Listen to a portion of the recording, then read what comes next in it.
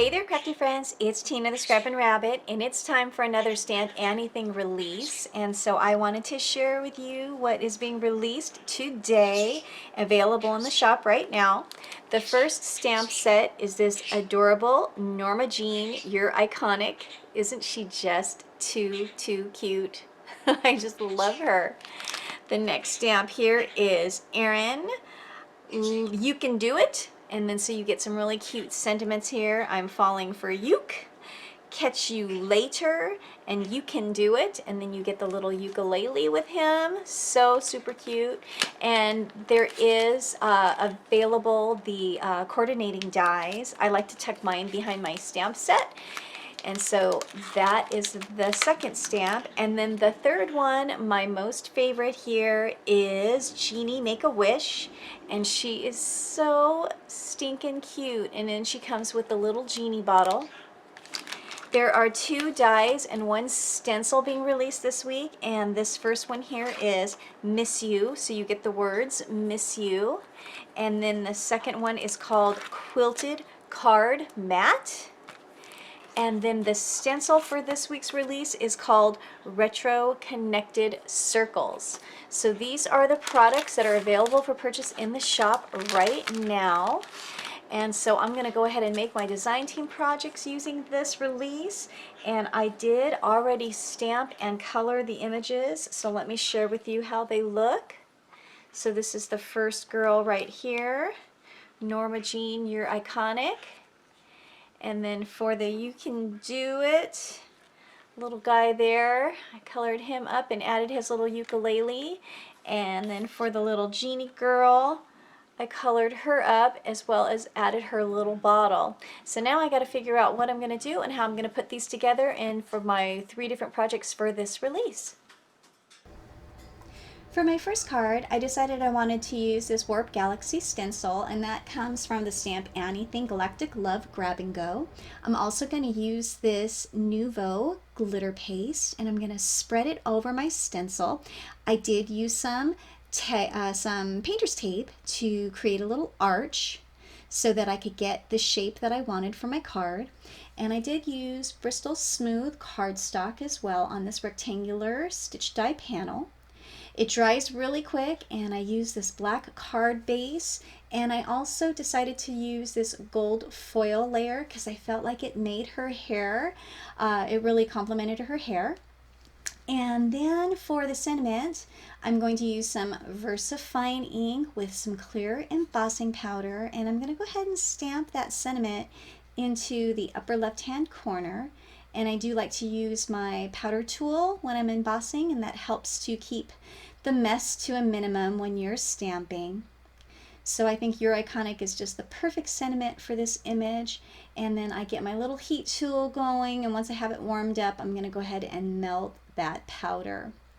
So now I can go ahead and adhere all my layers to my card base. That was really quick. I'm going to use some art glitter glue, and when you're gluing onto any kind of metallic or foil type of paper, sometimes that works best.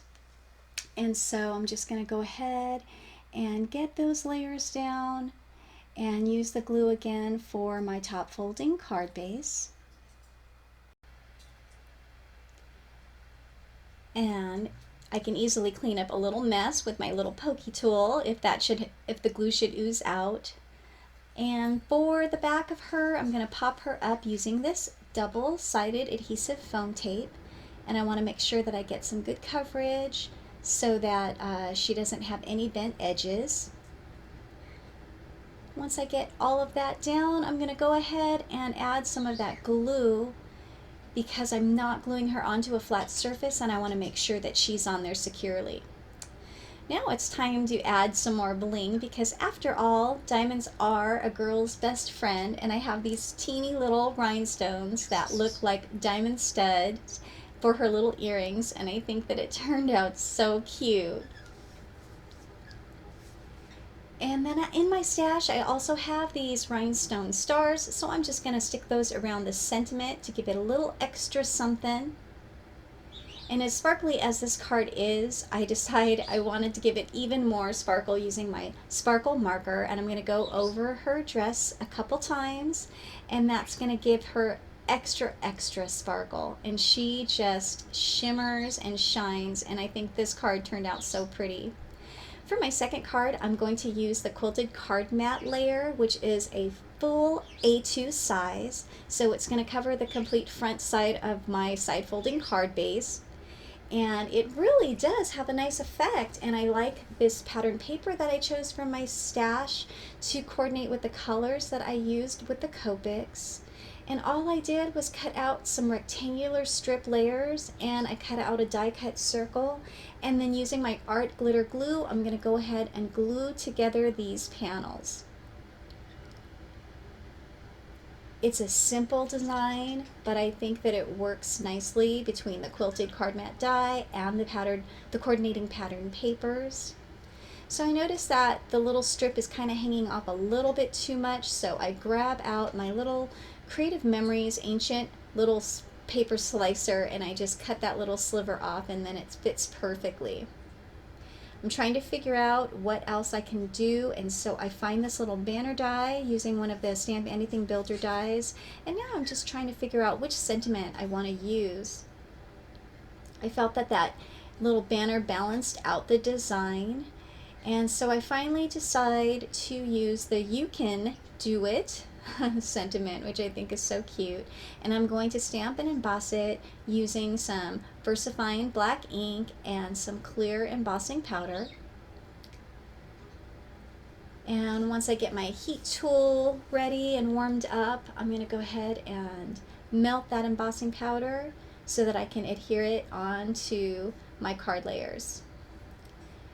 So I think I figured out my design at this point, and so now I'm just going to glue that little banner to the back of that center strip, and that way I can figure out exactly where I want it to lay and how far over to the left I want it to go.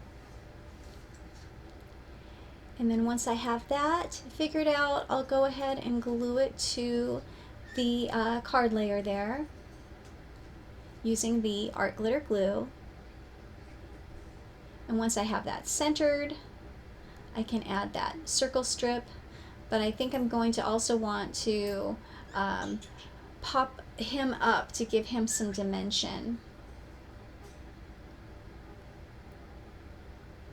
So now that this layer is adhered to my card base, I'm almost done with this card. And then I'll use that double-sided foam tape again to cover up the back of him and make sure that I get good coverage, just like I did with my first card.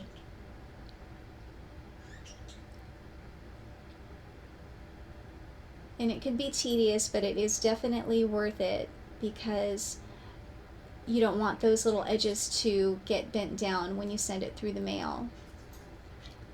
And so now that I have him covered, I can go ahead and pull off the release paper and adhere him firmly to the front of my card. Of course, I got to get that circle down first. And then there you go.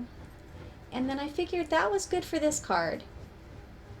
For my third and final card, I decided to use the retro connected circles as well as the quilted card mat die.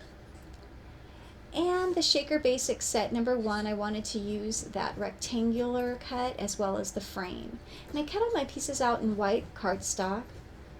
And I am going to want to add some color using this stencil.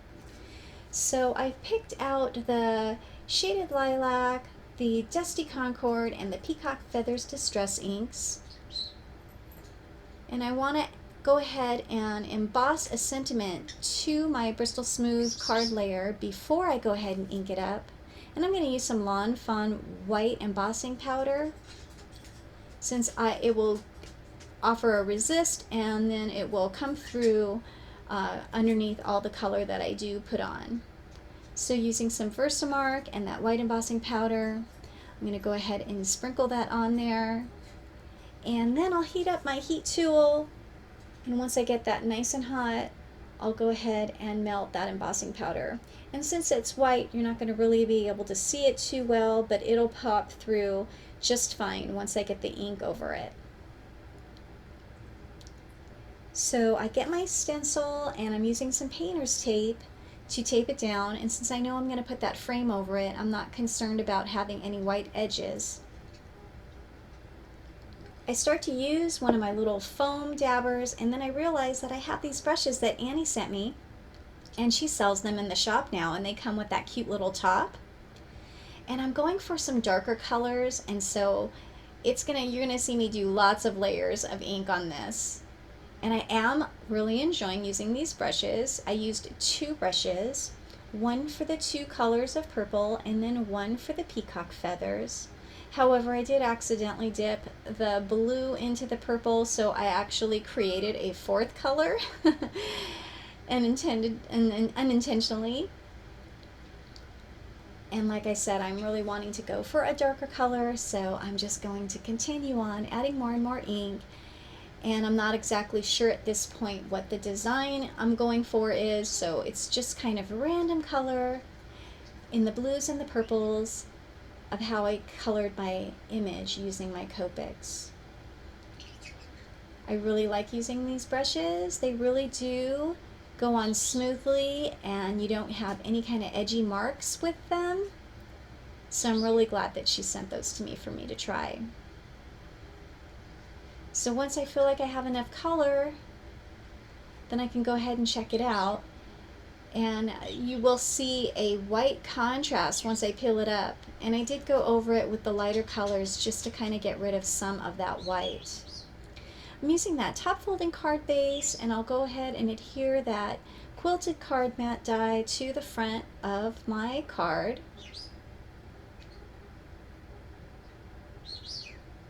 And once I have that down, I can go ahead and add the frame to my Bristol Smooth inked stencil rectangle, and that's going to serve as a center layer for my card. This is a simple design, just like my other 2 cards, but I really feel like the white on the white with all of the stitching really makes that colored panel pop. I'm going to pop that rectangular panel using some double-sided foam tape, and again giving some really good coverage so that there's no areas that can sink in or bend. And once I get that, the backers off, I can go ahead and center that onto my card.